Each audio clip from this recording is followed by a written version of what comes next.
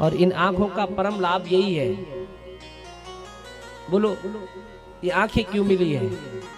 जगत को देखने के लिए या जगदीश्वर को देखने के लिए? बोलो, जगत को देखते देखते यदि जगदीश्वर में अब हमारा मन लग जाए, भंवरे की तरह, जैसे भंवरा एक पुष्प पर बैठता है और उसका रस लेता है, ऐसे यदि हमारा ये मन संसार में रहते हुए, यदि संसार में रहते भी हैं किंतु मन यदि हमने श्री जगदीश्वर के चरणों में लगा दिया तो समझो कि फिर कल्याण है। आंखें आपकी धन्य है। जिन हाथों से प्रभु के श्री चरणों में हम सेवा करते हैं, यदि ये हाथ अपने बुजुर्गों की और भगवान की सेवा कर रहे तो ये हाथ पवित्र है। ये पांव जो भगवान ने हमें दे दिए हैं। कल आपको जब एक कथा सुना रहे थे कि भगवान ने कितना अच्छा डिजाइन बनाया है मनुष्य को, तो देखा कितना आनंद ले रहे थे आप, नहीं?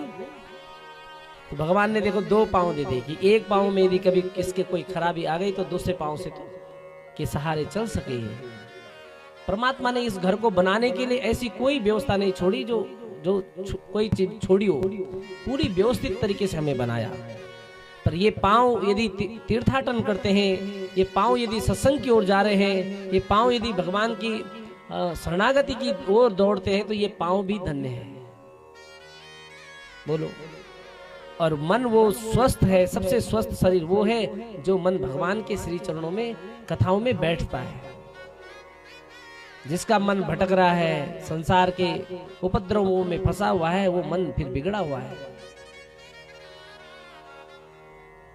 और इस मन को वश करने के का एक ही साधन है।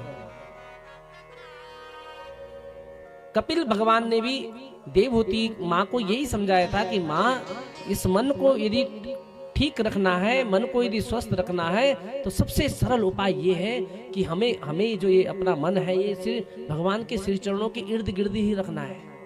यदि वहां से हमने अपना मन को बाहर कर दिया तो समझो कि कुछ संसार के रोग हमें लग सकते हैं, भव रोग हमें लग सकते हैं। अन्य रोगों की औषधि है किंतु भव रोग की कोई औषधि नहीं है। और जो भव रोगी है, जिनको संसार का रोग लग चुका है, वो यदि ठीक होना चाहते हैं, स्वस्थ रहना चाहते हैं तो उनको भगवान की शरणागति में आना चाहिए, सत्संग सुनना चाहिए। देह धरी कर यह फल भाई, भजई राम सब काम बिहाई। नायम देहो देह भाजाम निलोके। ऋषभ देव जी अपने पुत्रों को, 100 पुत्रों को यही उपदेश देते हैं कि ये जो शरीर मिला है सिर्फ उपभोग करने के लिए नहीं, ये शरीर किसी चीज के लिए मिला था, किंतु जिसके लिए मिला हुआ था वो चीज हम भूल गए, वास्तविकता भूल गए और संसार के प्रपंचों में हम फंस गए। इसलिए हाथ वो धन्य है जो भगवान की कीर्तन कर रहे हैं, माता पिता की सेवा कर रहे हैं, परमात्मा के चरण दबा रहे हैं। नेत्र वो धन्य है जो भगवान की दिव्य छवि और सत्संग को अपनी आंखों से देखते हैं, होते हुए देखते हैं, सत्संग में बैठते हैं। वो देह पवित्र है जो सत्संग में आकर बैठती है।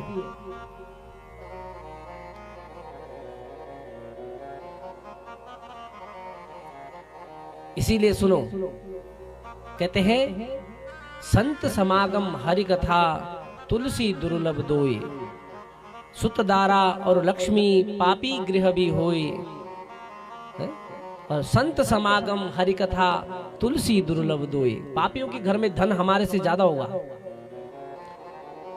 सुत पुत्र उनके भी है, पापियों के भी है। सुतदारा पत्नी पापी की भी होगी। और लक्ष्मी भी हमारे से ज्यादा उनके घरों में हो सकती है। किंतु संत समागम हरि कथा तुलसी दुर्लभ दोए, उनके यहाँ 2 चीजों का अभाव रहेगा। बोले क्या? एक तो महापुरुष संतों के, ब्राह्मणों के चरण उनके घर पे नहीं पड़ेंगे, उन पापियों के घर में। दूसरा भगवान की कथा। तो सुनो, ये देह यदि हमें मिला है और उससे, इस देह से हम सत्संग में बैठ रहे हैं, सत्संग में हमारा मन लग रहा है और आनंद आ रहा है, तो समझो आप उस भव रोग से बचने का उपाय ढूंढ रहे हो और आप बचोगे। सरल विधि बताई गई है कि ये देह मिला हुआ है तो इसका कुछ फल है, इसका प्रयोग करो। संत सभा झांकी नहीं, किया न हरि गुणगान। संत सभा झांकी नहीं, किया न हरि गुणगान। फिर नारायण फिर कौन विधि, चाहत है कल्याण। आहा, संत सभा झांकी नहीं, किया न हरि गुणगान। इन नेत्रों से कभी भगवान के सत्संग को देखा ही नहीं। और बताइए, न देखकर ही यदि इस धरती को छोड़कर चले गए तो परमात्मा तो पूछेगा हिसाब किताब कि तू क्या कमा के आया है। इन नेत्र दिए थे तेरे को, इससे अच्छा तो मैं तुझे अंधा ही बना देता। इसलिए संत सभा झांकी नहीं, किया न हरि गुणगान। इन नेत्रों का उपयोग इसलिए है कि जहाँ पर भी भगवान के सत्संग होते हैं वहाँ आइए, बैठिए और उस सत्संग को इन नेत्रों से देखिए। भगवान की छवि कहीं मंदिर में, हमारे देवालय, प्राचीन देवालय में कोई पिंडी है, मूर्ति है, उस मूर्ति के दर्शन करो। और संतों की सभा जहाँ पर सत्संग हो रहा है उसको झांकने मात्र से, देखने मात्र से अनंत प्रकार के पुण्य वैसे ही प्राप्त हो जाते हैं। और वो भी नहीं किया। संत सभा झांकी नहीं, किया न हरि गुणगान। और इस वाणी से कभी जीवन पर्यंत, कभी इस वाणी से भगवान का नाम उच्चारण नहीं किया हो, कीर्तन नहीं गाया हो, अच्छे बोल नहीं बोले हो, तो भगवान कह रहे नारायण फिर कौन विधि, चाहत है कल्याण। हे मनुष्य, ये दोनों तेरे पास नहीं है तो अब तू अपना कल्याण कैसे करेगा, पहले ये बता दे। तो इसीलिए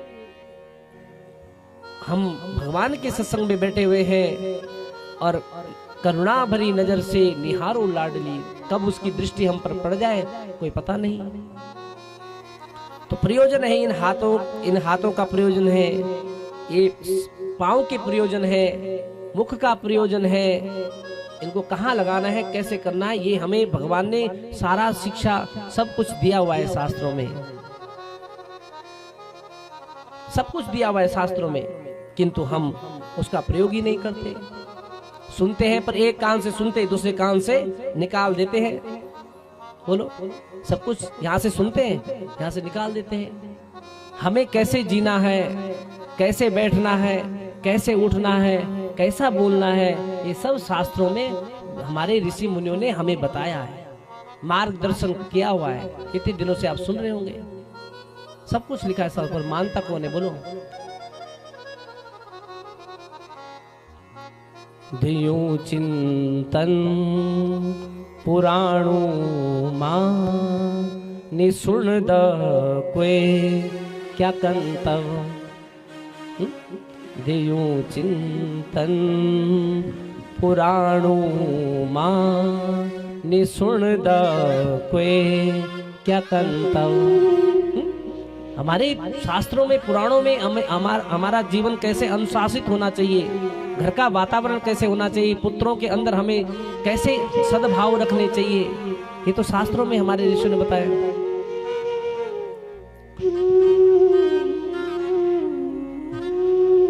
कितना सुंदर भाव है। दियो चिंतन पुराणो मां, निसुन द कोई क्या कंतव।